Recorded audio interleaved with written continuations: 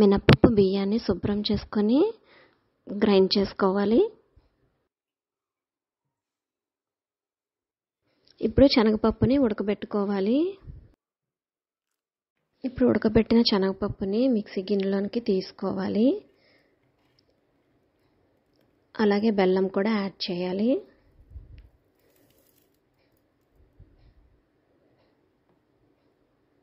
అలాగే యాలకులు కూడా యాడ్ చేసుకొని మిక్సీ చేయాలి. తర్వాత ఫైన్ పేస్ట్ చేసుకొని ఇలా పూర్ణాల్లా చుట్టుకొని ఒక ప్లేట్లో పెట్టుకోవాలి.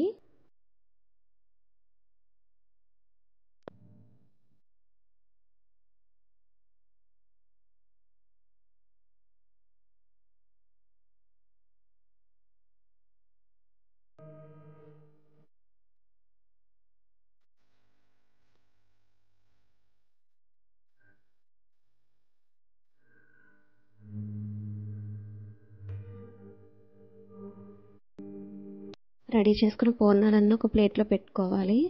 ఇప్పుడు పిండి బ్యాటర్లో పూర్ణాన్ని ముంచి ఆయిల్లో వేసుకోవడమే. ఇంతేనండి. పూర్ణం బూరెలు చేయడం అంటే చాలా ఈజీ.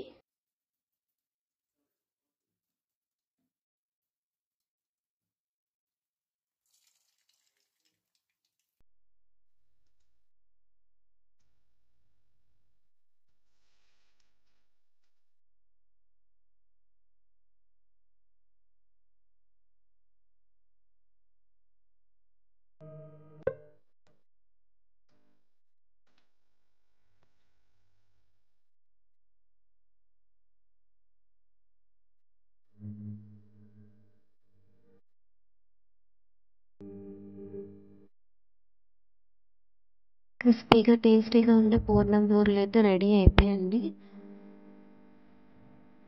మీకు కనుక నేను వంట చేసిన స్టైల్ మీకు నచ్చినట్లయితే లైక్ చేయండి, షేర్ చేయండి, సబ్స్క్రైబ్ చేయండి.